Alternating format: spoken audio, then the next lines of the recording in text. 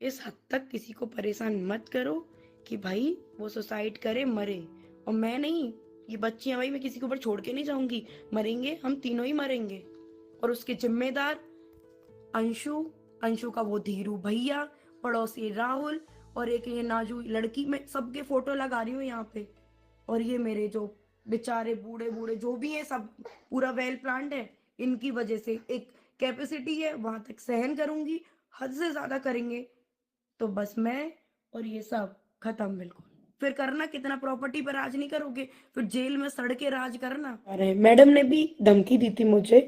एक वीडियो में बोलती है मैडम, जिसको मैंने बेटी माना, मतलब जिसको मैंने बेटी माना, इस चीज का मुझे इतना अफसोस है। और तो वो बेटी मेरे से कहती है, सती सावित्री जो बनी बैठी है वो बनी बैठी रहो।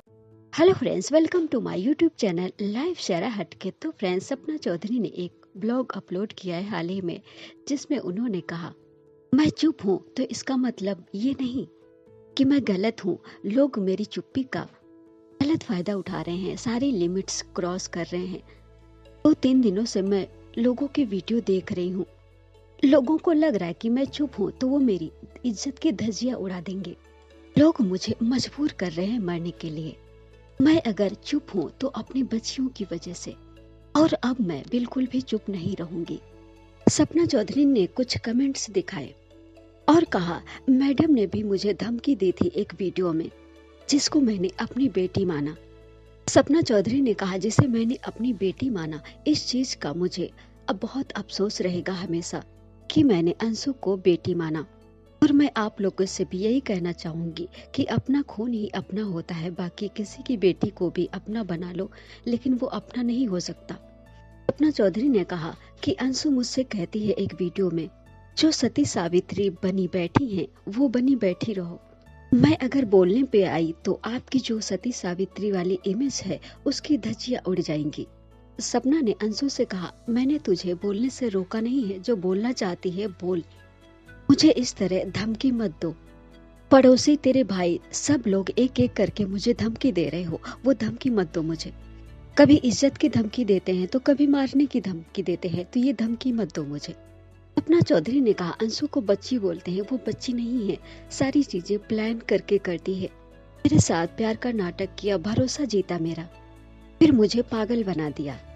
मैं ही एक मूर्ख थी जो मैंने अंशु को अपनी बेटी माना। सपना चौधरी ने कहा, ये सारे लोग मुझे मारने की धमकी देते हैं या इज्जत की धमकी देते हैं। ये सोचते हैं कि ये खुद मर जाए या फिर मैं इसे मजबूर कर दूं मरने के लिए। सपना चौधरी ने कहा, अगर मैं मरूंगी तो मैं अकेले नहीं मरूंगी, अपनी बच्चियों को साथ लेकर मरूंगी। जो लोग भी जिम्मेदार हैं मेरे मरने की, उनको मैं जिंदगी भर जेल में सड़वाऊंगी, कि FIR करके और फोटो नाम देकर जाऊंगी। सपना चौधरी ने कहा कि ये सब कुछ तभी से हो रहा है जब से मैंने साइन करने से मना कर दिया था। जो प्रॉपर्टी वो बेचना चाहते थे वो मेरे साइन के बिना नहीं बिक सकती, इसलिए उसमें मैंने साइन नहीं किया था। इस वजह से ये लोग मुझ पर चिढ़ गए हैं। मम्मी पापा जब आए थे तब भी मुझसे साइन करवाने के लिए ही आए थे मेरे पास, मुझसे मिलने या बच्चियों से मिलने नहीं आए थे।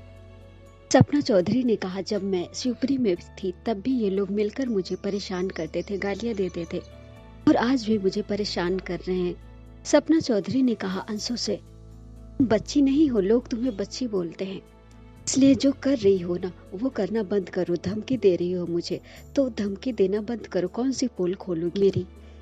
सपना ने कहा अंशु से, मैं तुम्हारी तरह नहीं हूँ, जो मेरे साथ हुआ वो मैंने बोला, तुम्हारी जैसी नहीं हूँ कि पैसा बस मिल जाए चाहे जो भी मेरे साथ कुछ भी कर ले।